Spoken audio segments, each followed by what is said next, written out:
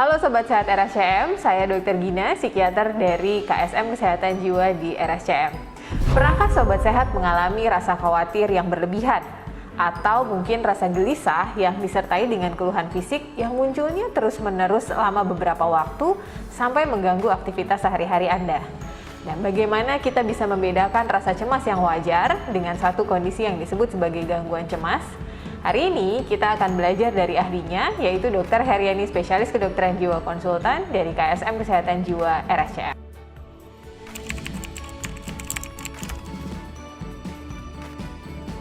Keluhan-keluhan yang dicontohkan tadi dapat menjadi salah satu gejala gangguan cemas. Sebenarnya rasa cemas itu hal yang wajar dirasakan apabila memang penyebabnya jelas. Misalnya, menghadapi ujian, menunggu hasil PCR, atau keluarga ada yang sakit parah, wajar lah ya kita cemas. Tapi dikatakan gangguan apabila sumber kecemasannya itu tidak jelas, baru ada di pikirannya saja, penuh jangan-jangan ini, jangan-jangan itu, ya. Dan kecemasannya menetap lama serta bereaksi berlebihan, sehingga mengganggu aktivitas harian orang tersebut atau orang-orang sekitarnya. Contoh nih, suami pulang terlambat 30 menit langsung berpikir nih, aduh jangan-jangan pergi kemana nih sebelum pulang. Lalu dia nelpon suami, masuknya ke voice call, ih pasti selingkuh nih suami saya gitu ya. Jadi waktu suaminya pulang langsung dilabrak dengan tuduhan, kemana kamu gitu ya. Pasti gini. Suaminya mau memberikan penjelasan gak didengarkan ya, padahal suami itu sebenarnya sudah lelah karena mobilnya mogok. Baterai HP habis sehingga tidak bisa menghubungi bengkel sehingga tertahan lama. Nah, kalau pola seperti ini berlangsung terus-menerus, kemungkinan sudah menjadi gangguan.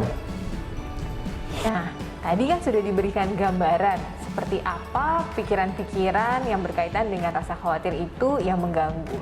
Sebetulnya apa saja sih keluhan yang biasanya dialami orang dengan gangguan cemas? Dan bentuk gangguan cemas itu biasanya apa saja ya dok?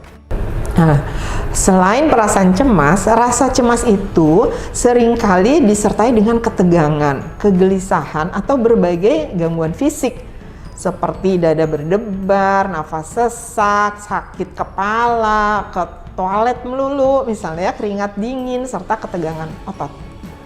Kalau untuk bentuk-bentuk gangguan cemasnya apa saja dok? Nah, gangguan cemas sendiri ada beberapa kelompok ya. Gangguan cemas menyeluruh seperti yang tadi dicontoh, gangguan panik, gangguan fobik, gangguan obsesif kompulsif, sampai gangguan stres pasca trauma.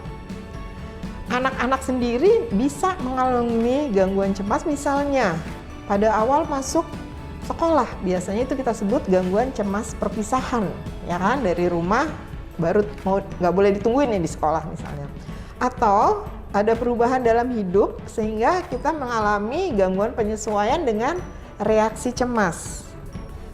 Dari keterangan yang tadi disampaikan, terlihat bahwa kecemasan ini bisa sangat mengganggu aktivitas sehari-hari kita.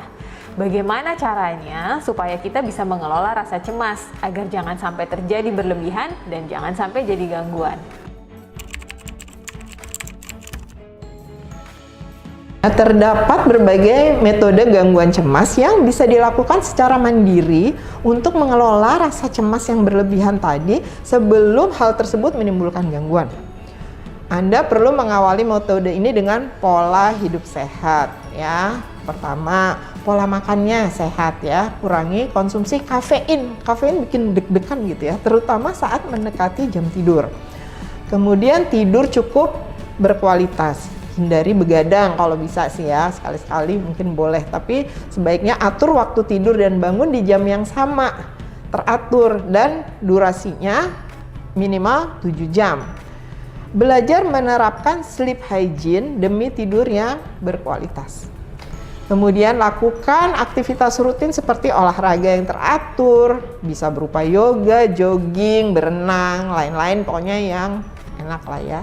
Kemudian kalau ada sesuatu, cari sisi humor dari sumber stres untuk menghindari kondisi sampai kita menjadi overwhelming. Dan jalin kontak, cerita sama orang yang dipercaya, bisa keluarga, bisa teman gitu ya, dan itu akan bisa membantu kita menghadapi situasi sulit dibandingkan dipendam sendiri, lalu kita malah menarik diri. Nah, jika seseorang mengalami gangguan cemas terus-menerus hingga menimbulkan penderitaan dan mengganggu kehidupan sehari-hari, sepertinya mungkin Anda perlu melakukan konsultasi dengan profesional di bidang kesehatan jiwa, termasuk psikiater atau dokter spesialis kedokteran jiwa. Nah, konsultasi untuk apa? Ngomong-ngomong aja misalnya gitu. Nomor satu, kita menentukan diagnosis. Ini cemasnya wajar atau sudah berlebihan. Selanjutnya, tentu untuk mendapatkan bantuan mengatasi gangguan cemasnya. Kemudian bisa berupa obat ya, dan yang harus diminum sesuai dengan anjuran. Dan obat itu perlu dikonsumsi selama waktu tertentu dengan takaran khusus yang diawasi oleh dokter agar mendapatkan hasil yang optimal. Kemudian ada yang namanya psikoterapi untuk mendiskusikan pengalaman kecemasan yang mengganggu tadi, lalu menyusun strategi untuk mengatasi kecemasan, serta mengolah penyebab kecemasan agar tidak muncul lagi di kemudian hari. Gitu. Nah, selanjutnya untuk mengatasi kecemasan yang sudah berlebih, bisa diterapkan teknik mengelola stres seperti melakukan latihan relaksasi. Nah, relaksasi ini beda dengan misalnya yang membuat kita rileks seperti tidur atau chilling gitu ya sama teman-temannya, nongkrong, healing kalau anak sekarang bilang, enggak, itu beda. Jadi, tapi ini merupakan latihan pernapasan dan merelaksasikan otot-otot, jadi terstruktur. Bisa juga dengan meditasi, latihan mindfulness, dan juga melakukan aktivitas yang membuat rileks itu tadi juga bisa ya, tapi maksudnya beda relaksasi dengan yang membuat rileks. Begitu. Baik, terima kasih banyak untuk penjelasannya tadi Dr. Heriani. Jadi jelas ya buat Sobat Sehat semua bahwa kesehatan itu nggak cuman untuk fisik aja, tapi kita juga bicara tentang kesehatan yang berkaitan dengan kesehatan jiwa. Makanya kita mesti ingat selalu untuk menjaga kesehatan baik fisik maupun jiwa kita ya Sobat Sehat. Baik Sobat Sehat RSCM, tetap patuhi protokol kesehatan dan lakukan vaksinasi untuk COVID-19 ya.